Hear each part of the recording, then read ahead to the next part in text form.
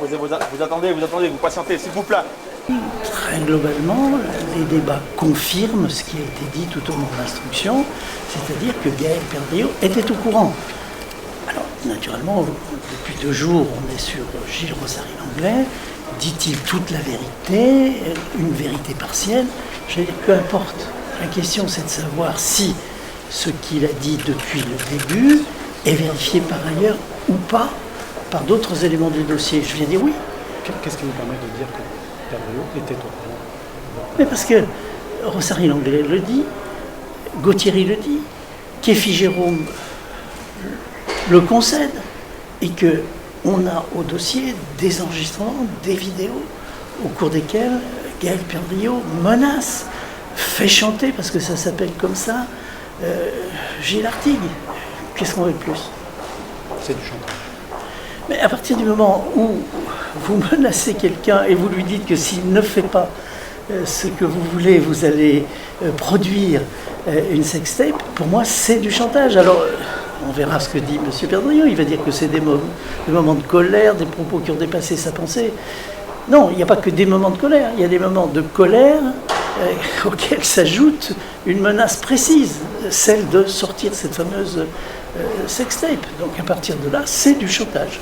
Alors, autant on peut quand même reprocher globalement à ces gens-là de s'être entourés de personnages comme Rosary-Langlais et Kéfi Jérôme, disons les choses comme elles sont.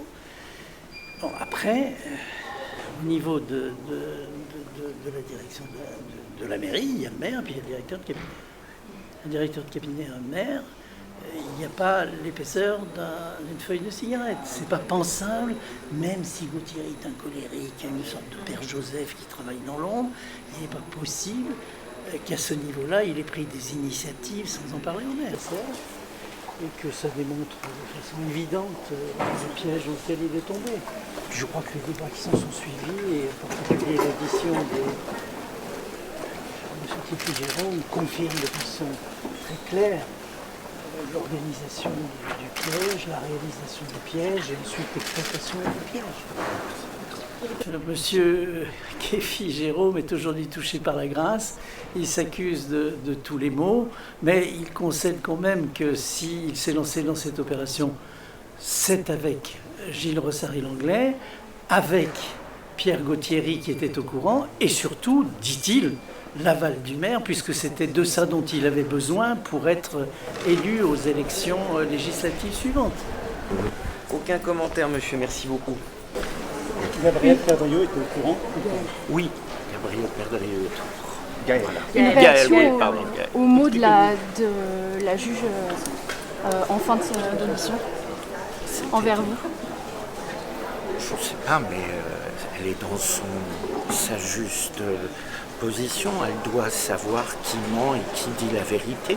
Ce n'est pas parce que j'arrive en disant je dis la vérité qu'on doit obligatoirement me croire. Et vous savez, la justice, c'est avant tout des preuves. Et ça sera avec les preuves qu'il y a dans le dossier.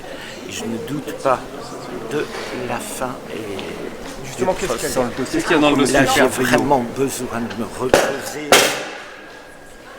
À Monsieur Régis Juanico, vous avez fomenté un complot avec lui? C'est une tentative de le salir parce qu'il est son premier opposant. Mais pour vous, votre vérité est la bonne? C'est pas ma vérité, c'est la vérité. Et je l'ai toujours dit, je n'ai jamais dit ma vérité, je dis la vérité. Sinon, si je disais ma vérité, je ne serais pas dans le banc des accusés. Je me suis dit, l'accusation ne peut pas tenir sur ça. C'est pas possible. Sauf que l'accusation, elle ne tient pas que sur Rosary-Langlais. Elle part de ce que dit Rosary-Langlais, mais le problème, c'est que 80% de ce que dit Rosary-Langlais est vérifié par le dossier. Écoutez, Gilles Rosary-Langlais est sûrement un personnage particulier, flamboyant, un peu mythomane, c'est certain.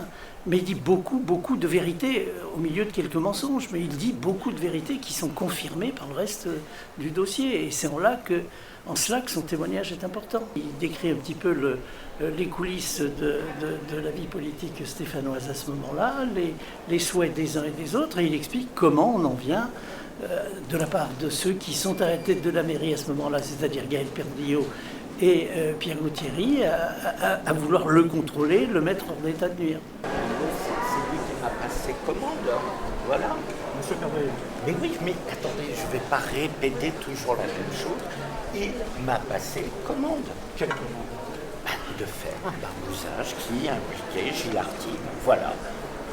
Dans quel but?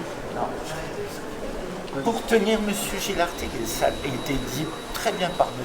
Greffy, avoir une laisse sur M. Artigue. Bah, écoutez, je pense que le témoignage de Pierre Gauthieri sera décisif. Voilà. Il va témoigner cet après-midi. Nous écouterons ce qu'il a à dire. Je vous remercie. Gaël Perdriau a dit les mêmes choses tout au long de l'instruction. Il explique ici comment il a vécu les choses. D'un côté, concernant les infractions qui lui sont reprochées du point de vue du chantage, de l'autre côté, du point de vue des subventions. Voilà, il explique les deux choses avec, je crois, des arguments qui me semblent pouvoir être entendus. Des arguments convaincants, suffisamment? Écoutez, ça c'est pas à moi de le dire, c'est naturellement une juridiction de le dire, mais en tout cas on constate ici que la manière dont les choses ont été présentées ne correspond manifestement pas à la manière dont elles se sont déroulées. On voit ici qu'en ce qui concerne le maire et les subventions, je ne vois pas très bien ici ce qu'il peut dire de plus ou faire de plus. Sauf à ce qu'on pense métaphysiquement qu'il est coupable, je ne vois pas très bien ce qu'il peut dire de plus et encore une fois apporter davantage au débat que ce qu'il a fait durant l'instruction et ce qu'il a fait aujourd'hui. Donc en effet, tout le monde s'enfuit. Je vous remercie. On n'est pas, je ne suis pas ici pour décerner des bons ou des mauvais points. Il n'est pas ici question de mensonges ou de vérité des uns et des autres. Moi, je parle d'éléments objectifs du dossier. Au niveau du maire, en tout cas, je ne vois pas très bien comment on peut lui imputer un quelconque détournement de subvention. C'est ce que nous avons dit depuis le départ et c'est ce que nous dirons, bien sûr, lorsque nous plaiderons. On voit en tout cas que la présidente... Je suis là aujourd'hui parce que depuis 3 ans, cette affaire rejaillit sur Saint-Étienne, le fonctionnement de la collectivité, les agents, les habitants bien évidemment, et puis la réputation de notre ville à l'échelle nationale, voire internationale. On nous dit que les réponses que nous attendons en tant qu'élus et représentants de la collectivité ne peuvent pas nous être fournies et que c'est aujourd'hui qu'elles vont nous être apportées à travers ce procès. Par exemple, ça fait 3 ans que nous demandons pourquoi des subventions de 20 000 € ont été données à des associations sans contrepartie visible. Et ces informations qui doivent être données normalement dans le fonctionnement normal d'une collectivité, on n'arrive pas à les obtenir. Donc je suis venue les écouter aujourd'hui. J'ai vraiment envie d'entendre ce que M. Perdriau va enfin pouvoir nous dire.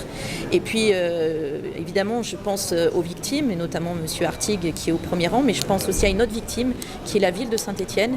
Et j'espère aujourd'hui et dans les jours qui suivent qu'on va enfin pouvoir sortir du marasme dans lequel nous sommes plongés. Pour entendre ce qui a été dit hier et ce qui se dit aujourd'hui, bien évidemment que c'est pas ça le monde politique. Le monde politique, c'est celui dans lequel on essaye de changer la vie des gens, si possible en mieux. Mais là, on entend des gens qui sont préoccupés uniquement de leur propre vie, en fait, de leurs conditions matérielles, de leurs ambitions, des opportunités qu'ils vont pouvoir arracher sans travailler, mais par des petits coups et des coups aux copains en plus. Donc non, c'est pas du tout le monde politique. Ça, c'est effectivement, comme ça a été souligné par l'un des avocats partie civile, plutôt un monde de voyous qu'un monde politique tel que moi je le connais, en tout cas en tant qu'élu local.